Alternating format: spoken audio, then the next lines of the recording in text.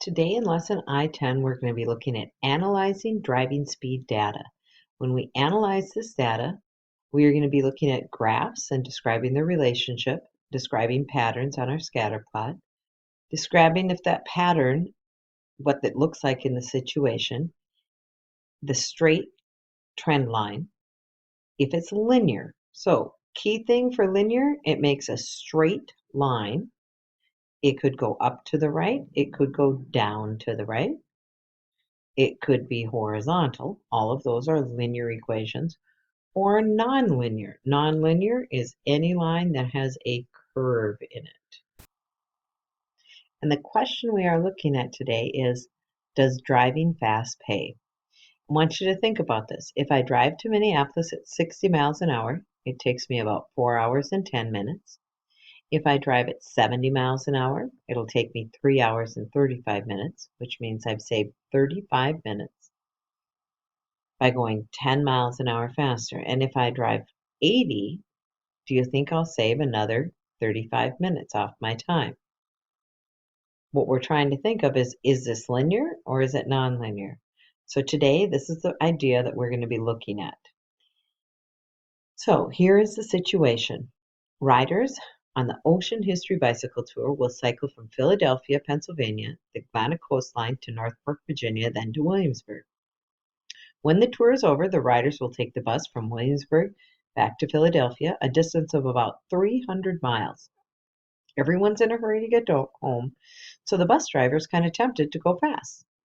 Should he, the driver, speed up to get home more quickly? In this problem, we're going to study relationships between the average speed of the bus and the time that it takes to reach Philadelphia. You will see how much the difference in travel time, driving faster, how much time it really saves you. And the question is it linear? So here's the table that we are going to complete. It says below it shows the time of a 300-mile trip. So we know our distance in this case, the distance that we are traveling is 300 miles. And we're going 30 miles an hour, 40, 50, 60, and 70. If we go 30, that means the time of our trip, in order to find this number, we are going to take 300 and we are going to divide it by 30. And 300 divided by 30 is going to give us, if we are looking at that, 10. Now we're going to take 300 again and divide it this time by 40. 300 divided by 40 gives us 7.5 hours. When we go 300 divided by 50, you should know that, 6. If I take 300 divided by 60, should be 5. And now we're going to take 300 miles and we're going to divide it by 70. And when we do that, we get 4.3 repeating. So we're going to say about 4.3 hours. So it says if we look at this data, what's happening on our trip time as the speed is increasing? Is it linear or not? And on our quiz today at the end of the period that you're going to take, the question is when you look at a table, here our speed is increasing by 10, that's constant, but our time of our trip, here, what did we go down by? From 10 to 7.5. If we are subtracting that, we went down 2.5 hours. From 7.5 to 6, we went down 1.5 hours. From 6 to 5, we went down 1 hour. So does this look linear? Is there a constant rate of change? Is what we are looking at. And in this situation, if we are looking at that, we are going to say it looks like it is non-linear.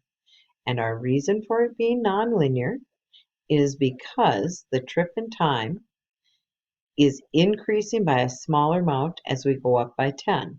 So first it went down 2.5 and then it gets smaller and smaller. If we graph this, it would be a curved shape on the graph. So nonlinear in a graph is curved, and in a table, it's that we can't see a constant change. So as you continue in your notes, problem 2 at the bottom of that page, it says graph the data on a coordinate plane.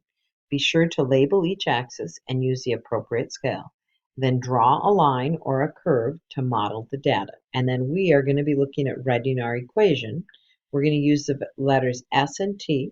So I'm going to have you look at what do you think, as you look back at the page before, should be on our x-axis and what should be on our y. And we're going to look at that in our table. And as you look at this, average speed is X, and our time in travels is Y. So I'm going to pause the video. I want you to add those two things to the axes of your graph. Once you've labeled your axes with trip time and your average speed, speed going up by 10 miles an hour, and our time going by 10, we now want to plot our points on our graph. So at 30, it took us 10 hours. At 40, it took us 7.5.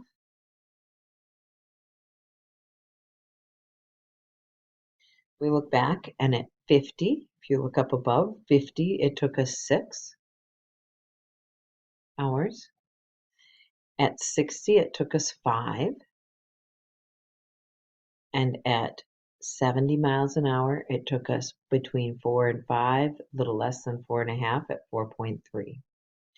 So if we were looking at this graph and I asked you, does it look linear or not?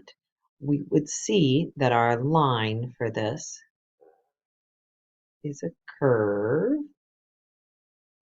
and it looks like it's going to continue going there. So if we were looking at our data, this is what our data is looking like. What is our equation?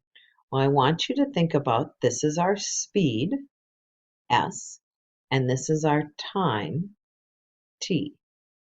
And what did we do each time? One of the ways we can think of this is that we were actually taking the 300 and we divided it by time. It gives us our speed. This is the equation that we use the most today. We took 300, we divided it by our speed. 300 divided by 30 gave us 10. 300 divided by 40 gave us 7.5.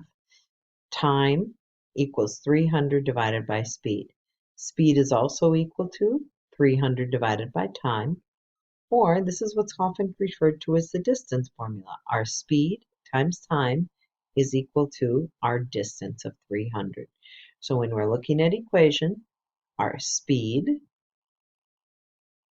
times time is always going to be equal to distance. And the other equations are just another form of that. So what we want to do is think about some predictions before we go on to your homework today. In this situation, what we want to be thinking about is a bus driver has figured out that if he increased his speed from 40 to 45 miles per hour, the time of the trip went from 7.5 to 6 2/3. It's a 50-minute saving. So because of this, he reasoned that if he increases his speed from 40 to 50, he'll save another 50 minutes. Increases his speed from 50 to 55, he'd cut another 50 minutes off the trip. So the question is, do you agree when you look at our information that we just did on this last graph? Do you think that as the speed increases, that our time that we're saving is going to be the same each time? Is it constant? And if we think about that situation and what we just did, no. A bus driver using a linear pattern to make his predictions. He's thinking that he's always going to save 50 minutes, 50 minutes, 50 minutes. But we saw from our last example that it is nonlinear and that our time actually is not the same. So the question is, how is our answer for A illustrated in our graph? Well, if we think about the table, it was not constant, but the graph was a curved line. If it's a straight line, then it is going to be linear. So we want to think about these predictions, and as you look at that last part in your notes, it says, well, what if it was a 500-mile trip instead of 300? How would our table change? So what would be different in our table is what we want to think back. What did we do in our original table? We took 300 and we divided it by our speed. So now the only thing that really would be different as we look at this is that we are now going to take, instead of 300, we're going to take 500. What happens to our numbers? They're going to be quite a bit larger because our distance was longer. So what we're really doing is we are taking the 500 and we're dividing it by our time. excuse me, dividing it by our speed to find time. If we look at the graph, how do we think that would change? Well, now instead of at 300, what do we think we should be at? It's going to go up a little higher because we're starting at a higher distance. And if you think about our equations, remember, what were our equations? We had three forms of them. The three different forms of your equation were s equals 300 t equals 300 divided by speed, and s times 3 equals 300. So speed times time, equals 300. What's going to be different is that instead of 300, everything should be now 500. So as we look at this, we would now have 500 instead of the 300. Please make sure you have this filled in your notes. We're going to look at your homework assignment that's in the book. This is due tomorrow, so you should make sure you have I10 for tomorrow. The I10, the directions say determine if the table is linear or nonlinear. Write an equation for it. So if you can, you want to try and write an equation. And the only time you can write an equation is if it is linear. If it's linear, you should be able to write one. Because for linear, this is where you're looking at y equals mx plus b. For the nonlinear, you only have to tell me it's nonlinear. Nonlinear means it's not a constant change. You get down to the question 5, it asks you to complete the table. Area is equal to length times width, and it says length times width must equal 16. So it says you will have some fractions or decimals. So the first thing we want to do is, in order to find the width, in order to find this width, what do we have to do? We have to take our area and we have to divide it by the length. Our area is 16, and you're always going to divide it by the length in inches to get this. This is your homework assignment, Feel Complete. Right now, I'm going to have you pause the video for just a minute and hand out the paper from the front of the table. And the key thing I want you to be able to explain is if you have data, and you're trying to decide if it's linear or not linear, how do you know it looks in a graph and how does it look in a table? Keeping in mind our graph that we talked about at the beginning, those are our straight lines. Nonlinear are our curved lines, and a table, linear is a constant change in the y, whereas nonlinear is where it does not change the same. So once the papers are handed out, you will now turn to the quiz, and here is the quiz. 2 questions. Make sure you put your first and last name so I can give you credit, and you will turn this in on the back table as you finish. So the quiz questions are here. When you look at a table of data, explain how to determine if you should use a linear model, meaning if your trend should be a line, not a curve. So when you look at a table, how do you know if it's linear or not? Number 2, when you look at a graph of data, how do you determine if it is linear or not? When you're done with the quiz, please put it in the back. Homework is due tomorrow. Make sure you will also have your yellow review packet completed.